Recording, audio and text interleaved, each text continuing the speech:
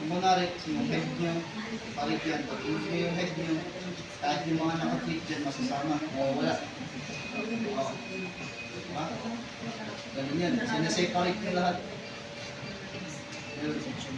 Pati yung mata, kunwari, yung mata natin, lagyan natin yan ng color pick ulit. Tapos lalagyan nyo ulit ng layer. Tapos ng layer. Eye color. Color. Ayan. Tapos, same thing. Ganun din. Ulit-ulit lang yung process. Select yan. Tapos fill nyo ng white. Pero pag talaga nag-drawing kayo ng mata, huwag white. Pamit ang white.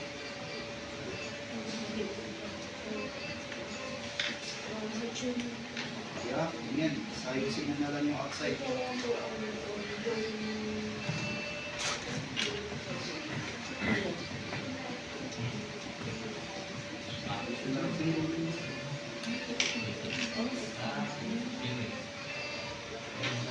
Yan. Diba? Ano yan? Huwag kayong tatamarin na mag-layer. Ito. Kasi lalo na pag beginner kayo, tanggalin nyo muna yung attitude na pan. Yung mga pro is shortcut. So susundin nyo muna yung shortcut. Absorb nyo muna yung process. No? Kasi yung iba sa atin, dinodrawing nyo sa isang layer. Pag professional na kayo, okay na. Okay na siguro yung gano'n, no? Or pagka hindi kayo sa studio nag-work. Pero pagka nag-work kayo sa mga studios, as much as possible, editable lahat ng bagay, pati yung tundo. So, separate nyo lahat. Ayan, kung pwede meron pa kayo iris.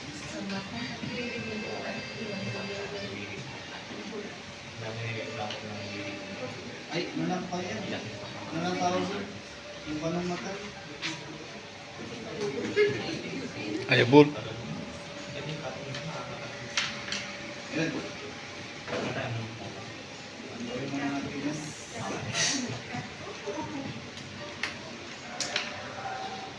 Diba? Yan. So, ang kanyan, ang purpose niyan, para kung sakaling ayaw ng kliyente nyo, may gusto kayong palitan, madali nyo na lang ma-indicate. Kung ayaw nyo yung color ng pupil nyo, palitan nyo. Diba? Yan, ganun lang siya. Oh. Yung sinabi pa lang, adik yung dinosaur. Yan. Palitan natin yung color ng mata. Yan. Kaso green ito, hindi natin sa pag-lupay. Ganito na lang.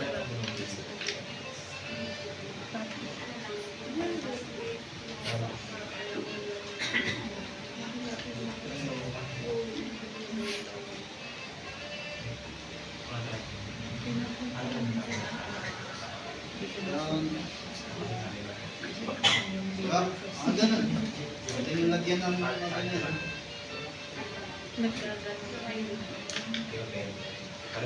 Diba? So, madali lang yung process. Sanayan lang yan. May question kayo? Ha?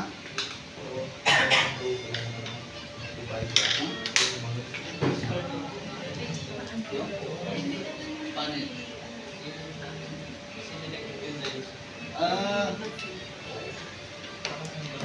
Pwede mo gamitan ng selection tool, magic wand, at saka nitong bucket tool. Yan, no? Yan. So, paano kasi ang purpose nun, kung nalito ka kanina dito, ulitin natin.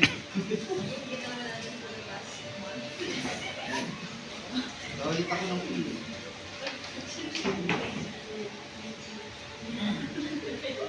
Diba? Sa pili, pwede kang gumamit ng laso, so ilalaso mo yan pag ano. Pero hindi siya accurate.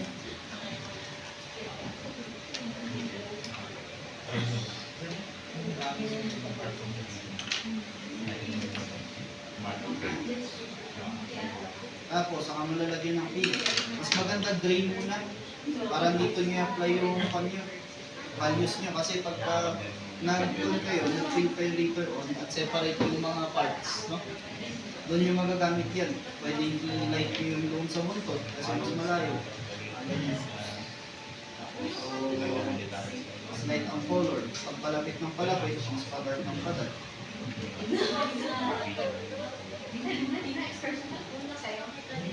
Ano, ganyan. So, sineseparate nyo. Ganyan siya. Gamit na. Gusto nyo pati shadow? Separate. Mag-groups. Hindi naman. Mga ganun. Anyway, makuha nyo rin yun. Okay? So, pwede mo gamitin ng lasso. Pwede mo gawin ito, ang technique na to. Feel mo muna yan. At, tapos, i-off mo muna yung visibility ng fill mo. Kita? Off mo muna. Gumamit ka ng magic wand. Meron dyan sa Medibang yung expand. Set mo lang sa 2 or 1. Pwede na yun.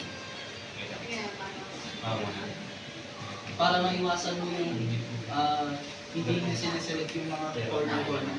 Yun yan, yung expand. Kunwari yan. So, pag okay na, na-select na, i-on mo lang yung visibility, then cut.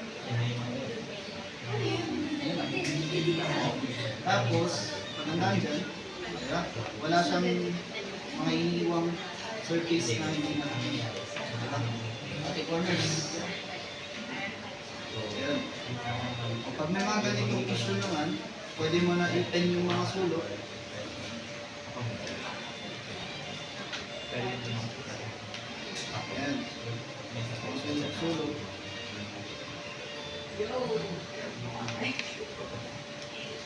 Pag ano na siya, pag okay na, pwede mo na gamitan ng pocket tool. Since naka-expand yan, kahit again, i-zoom mo, diba? Malinis pa rin yan. Diba?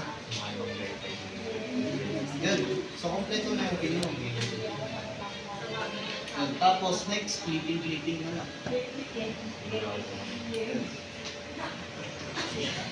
Clipping na lang siya.